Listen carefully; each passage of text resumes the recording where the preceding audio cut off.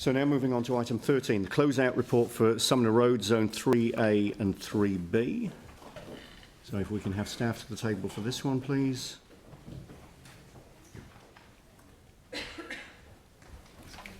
So Lynette and Peter, welcome to the table. And if you'd like to make some introductory comments on this report, thank you. Well, thanks.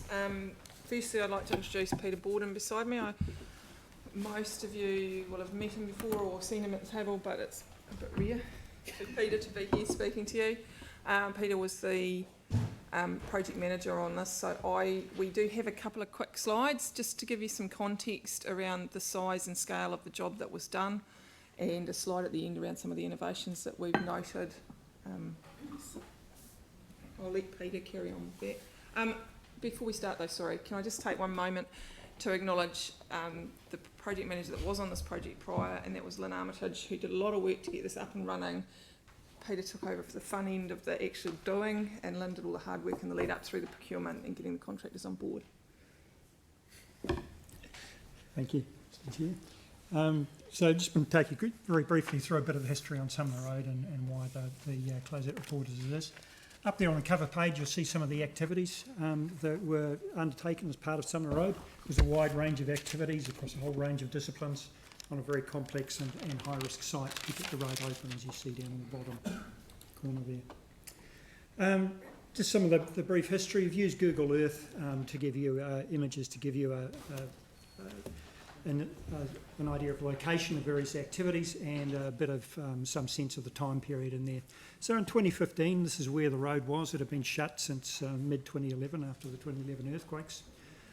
What had been achieved up to about this time, funding was almost ready to go and consents were near to approval as well.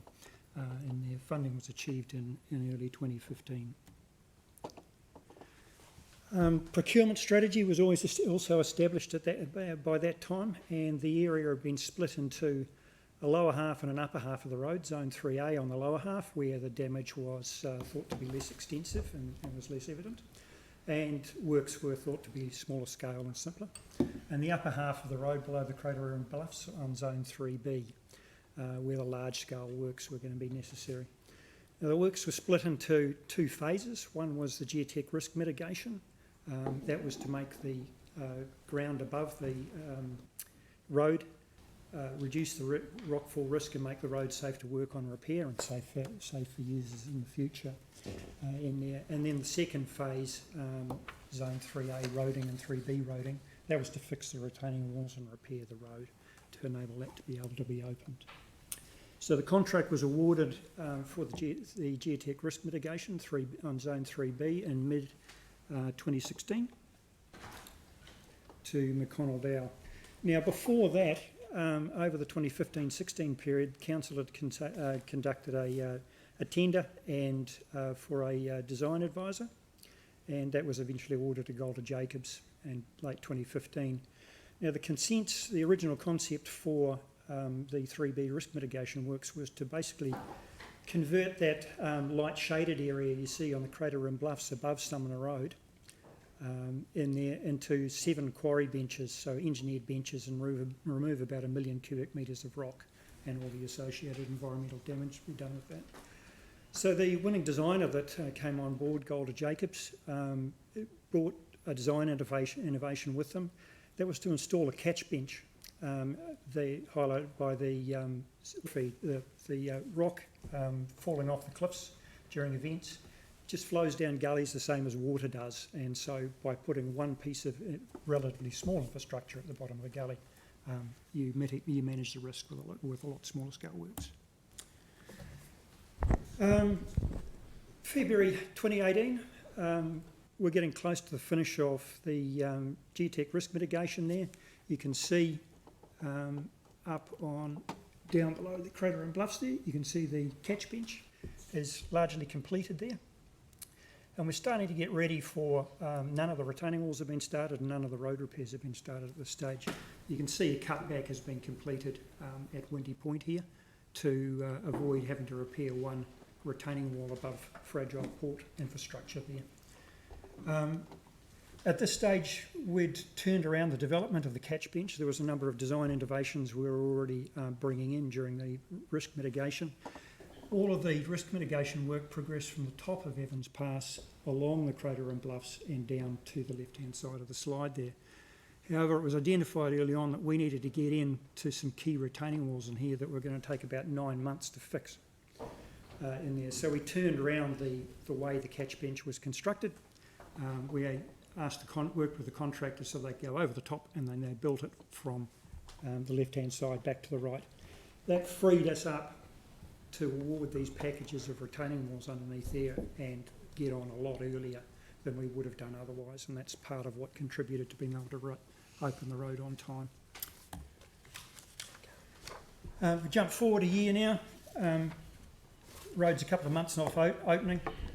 We've had all of the retaining walls, 29 odd in there, including a few new ones built, pavements down, road pavements down and repaired. Work has peaked. At the height of construction, there was a workforce of about 100 from half a dozen different subcontracting companies to McConnell Dow, the head contractor on site, and there was work on about a dozen different sites, and probably the construction traffic numbers and loading on Sumner Road were higher than it's ever going to see in operational use. It was a traffic management issue towards the end. And lastly, what did we learn and what would we do again and what mightn't we do again in there? It turned out that it was just a constant battle of managing change and innovation. Nothing was as we thought. We had to start with what we had and make the best of it and come out with a good result at the end. So by this stage here, we had the original procurement strategy. We had 2 BARTs, 2 phases of work. One had been done. There were 5 line items, I think, in the LTP. We started with one of those line items, the Zone 3B geotech risk mitigation contract. We got that running. We put all of the other parts back into that with council approval and involvement as a number of separable portions and put it all back together again to be able to deliver the work in parallel. That was probably the major innovation. The design innovation, reducing the scale of works up the top there from our designer. That was a good and valuable piece of innovation. As I got on here, we're also paying tenderers, which I understand is perhaps the first time we've done that. This was done so that we could own their IP that they brought on board. One of those bits of IP was brought on by the successful tenderer, so they were paid as part of their tender for it, was the dedicated, getting rid of the dedicated haul road. The preliminary design had a haul road linking Sumner Road and the catch bench down to the quarry on Old Sumner Road, and that was going to cost around $2 million, we thought, in there. So McConnell Dow's innovation was they protected the upper part of Sumner Road and they used that as a temporary haul road in there, so that was a valuable saving in there as well. And then lastly, some of the major achievements are safety, as I mentioned, the work sites, the complex work area, the high risk work in there. There's over 200,000 hours of work on the road in there with people on there. We had a few minor injuries. I think the worst was a sprained finger of someone on the end of a rope using an electric drill to drill in bolts in there, and a scratched knee from a nail on a piece of wood. So that's an outstanding achievement for works of that scale in that environment, in that area. Environmental control, that was constant focus, the same as safety, to get the good outcomes that we got in there. There was one environmental incident where some rock escaped from the catch bench and there was remediation necessary for that. We worked through that with the contractor and ended up with a good outcome in there. The lizards, always a complication. They were done as preparatory works, so that was quite valuable to identify ahead of time and get those relocated. And the moths. Oh, the moths, that was done during construction. As construction went through, we would have to go and work with the entomologist and go and inspect sites. There's a flightless moth that has given up the ability to fly on there and grazes on lichen, which takes a long time to grow, 50 odd years for a decent crop of lichen to grow, I think, in there. And so they were picked up and relocated, and a new colony established down somewhere near Sumner, I understand. And the other thing we managed to achieve is originally that 100,000 cubic metres of rock was just going into the quarry, and it would have been rehabilitated as a part of a stockpile down there. As we looked at it forming, we realised that gravity was helpfully sorting out all the coarse and durable rock for us down at the bottom of the quarry. And at that stage, Coastal Pathway was starting to get underway, and we realised that all of that rock for Coastal Pathway was being imported from Oxford at considerable cost. So we salvaged about 10,000 cubic metres of rock out of there, and it was able to be reused on those projects, and also a number of facing a number of retaining walls and lots of things. So it was a good outcome all in all. So yeah, great job, great result. It was on time, below budget. And it's had a very great low drive. level of complaints against it. Well, Was out of sight, out of mind a little one bit. verbal one that had opened too early and they couldn't be the first person to drive down. That's all right. Yeah. Great. So thank you very much indeed for that. Thank you for the report. Thank you for the commentary and, some of those pictures that we have seen, the graphics that we've just seen on the screen, show the size and scale of this project, and some of the numbers in the report also show the size and scale of this and the importance of the project as well. Freight for the port. Strategically, this is an important secondary transport route, certainly for dangerous and oversized goods going to and from the port. But equally, the other thing that this project has done is to link communities. Sumner and Littleton are neighbours once again, and that has made a huge difference to places that people choose to go and the way that people choose to run their lives, and in fact relationships and friendships and family relationships that are held at each end of this road as well. So in terms of good for freight and the local and regional economy, fantastic, but in terms of being good for people-to-people relationships and people's ability to use this as a recreational route and a route to keep suburbs and communities in contact with each other has also been excellent. So thank you for the report. Thank you for the work that's been done. I did have just one question. On page 99, there's reference made to the original NZTA subsidy of 83%. And then because there was a timing difference, the subsidy dropped from 83 to 51%. I would have imagined that commitments to subsidies would be made at the beginning of a project and would be project driven rather than, because something hasn't happened within a certain time frame for very good reason, all of a sudden the subsidy drops from 83 to 51 in a pretty unilateral looking kind of way. Can you provide some commentary as to how that can be? It's good that in spite of that things ended up in a good space, but it just doesn't look like something that seems very fair and equitable to me. You'd think you'd plan these things and be able to lock them in at the beginning of a project. You're going to leave that one to me, used the word imagined, and I would agree with you, Mr. Chair. Yeah. In there, it was a surprise to us. I understand that at the time when that application was put in, it was the end of the emergency funding. Yes, and it never got past the chair's desk. It was about the end of the emergency funding as a result of the earthquake, and we did have some very robust conversations with NZTA and managers, but it didn't get past the chairman of the board. That was the. Okay. But it isn't, and actually that's something to remember, is usually in a project, when we work on usual projects, and look, I have to say it was about emergency funding, and that was probably something a little new for me and a little different to what we were doing, but it was around the emergency funding supplied by NZTA, not around normal NLTF subsidy. Yeah. So normal NLTF subsidy is locked in. Once it's committed, it's committed. So it's fair to say this was a unique situation because of the earthquake provisions and the timing of this particular project. And it was unique in NZTA's world as well, in its size and scale and type and where it was and what it was for and all the rest of it. So. Yeah, all right. Leanne, you're the same matter. I kind of wanted to drill into this particular as well, but hey, great project, great result, and I agree, great drive.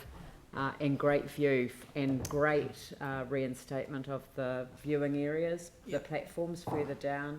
I just think you've done an extraordinary job and congratulations. But this this really sort of kind of stuck in my throat just a little bit. I couldn't swallow for a moment, because it seemed to me that, you know, under the terms of the cost-sharing agreement, which I pretty much know off by heart now, it said that that there was an 83% contribution to the cost of restoring the network, and if there'd been an argument about this, we wouldn't have done any of this work bar the earthquake. So it just seemed to me that, you know, we were in this place because there had been an earthquake, and that the intent of the funding agreement was that the network would be restored. Now, all of this work, the safety work, none of this was done to beautify the area. It was done because it was essential to restoring what is essentially a redundancy route for our most, well, a significant asset of the region, which is the Littleton Port Company. You know, we couldn't afford not to do this road for all sorts of reasons, and we were only doing it because of the earthquakes. And it just seemed to me that under the terms of the cost-sharing agreement, there was a lifting up provision where the two chief executives could talk to each other, and then the two mayors, if they couldn't, I mean the mayor and the minister could talk to each other if there wasn't a resolution. But I think you didn't get to that stage. Is my understanding, no. And I that was sort of, I can't really comment much more, and I apologise, it was out of my hands at that time. So my understanding is no, and I do know that staff had and there were a number of letters written, and I think at the time the CE wrote, but the chairman of the board just said emergency funding ends. The issue went right through our relationship manager, the regional, and it went to the board. The board gave one extension of the 83%, and then when we went back for the second extension to finish off the work, they wouldn't give us a second extension, and it was at a board decision level at that point. When I say that, we had done something like 90% of the work prior to that coming off, so it was only but yes, we agree. So there's about there was a whole 10% of the cost that should have got 83%. So what would be the difference between the have you worked it out? No, I haven't worked it out. Okay. Or maybe if you could send a note round on what the difference I can work that out. Yeah. All right, thank you, Sarah. Different scale of question. So I'm at page 98, the bottom of the page there talks about the defect period works, and the planting and plant establishment of 25,000 native plants, which was fantastic when we went up and looked at that at the time. Planting completed in 2019, 3 to 5 years of establishment management is underway. Mm-hmm.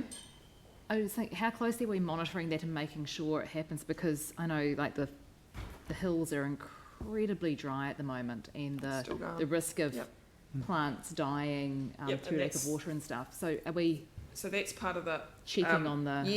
Yes, it is. So that's part of the management plan, is to assume a proportion of fatalities as well, and they get replanted, and the budget's there, and it's all. Peter's still working on the project. Fantastic. So that's cool. And it's a very strong condition of our consent requirements. Excellent. So cool. Yes, it will get established. Thanks so much. And they're having some big challenges with little fairy creatures up there. Yes. Yeah. I just don't know how hard it is in some of the volunteer areas, but it's tough. Yeah. Thank you. Yanni. Thank you. I just had two questions. And, you know, huge project, quite incredible. So, you know, thank you for that overview. Just two things. One was, do you know approximately what month or year it went to the NZDA board? Was it like in 2018? I can come back to you with that. I'd have to go back to the files, but it was a wee while ago. Cool. And the second question was really just in terms of lessons learned.